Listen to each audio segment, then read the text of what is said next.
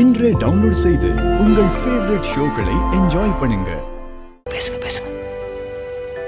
போங்க.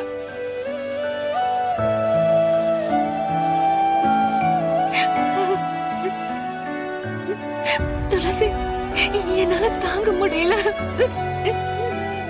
நாளாவ எனக்கு சந்தோஷமே இல்ல. இந்த வீட்டுக்கு வந்தா அம்மா அப்பா பாட்டி எல்லாருமே என்ன திட்டுறாங்க.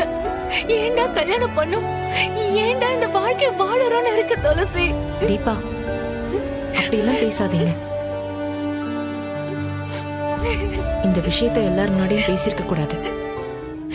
ஆனா அவங்க சொல்றதுலயும் ஒரு நியாயம் இருக்குல்ல.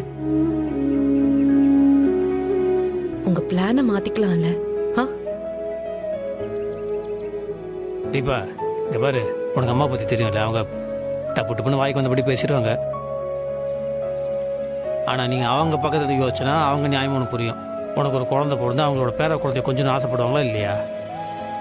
கொடு. இத பாருங்க தீபா, குடும்பத்துல குழந்தைன்னு ஒண்ணு வந்துட்டா பொறுப்பில்லாத பசங்க கூட பொறுப்பா மாறிடுவாங்க. பொண்டாட்டிக்காக தன்னை மாத்திக்காதவன் கூட பிள்ளைக்காக மாத்திப்பான். ஏன் தீபா, உங்க ரெண்டு பேருக்குள்ள வேற ஏதாவது மிஸ் அண்டர்ஸ்டாண்டிங்? அத நீங்களே பேசி சரி பண்ணிக்கலாம்ல. துளசி, எனக்கு மட்டும் ஆசை இல்லையா என்ன?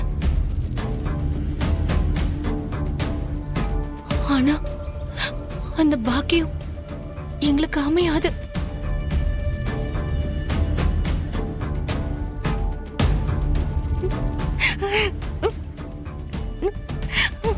ஆமா துளசி, நாங்க ஒண்ணு குழந்தை பெத்துக்கிறத தள்ளி போடல.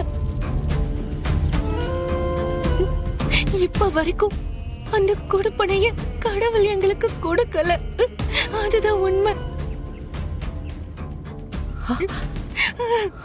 என்ன தீபா சொல்றீங்க? ஆமா துளசி, அது சொன்னா என் வீட்டுல எல்லாரும் தப்பா பேசுவாங்கன்னுதான் நானும் கேசவனும் தள்ளி போடுறதா போய் சொன்னோம்.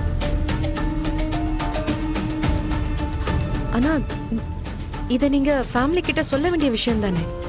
டாக்டர் போய் பாத்தீங்களா? போய் பார்த்தோம், ஆனாலும் இன்னும் அமையல.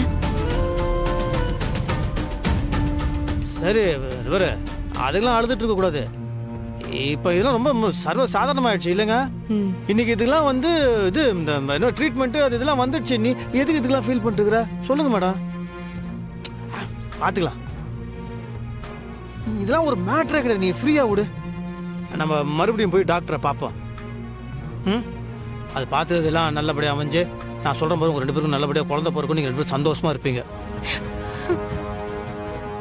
நம்பு நான் சொல்றத. கொஞ்சம் சிரிச்சிட.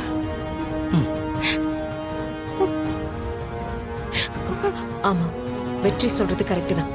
நம்ம இன்னொரு டாக்டர் கன்சல்ட் பண்ணுவோம். ஓஹோ, கதை இப்படி போகுதோ?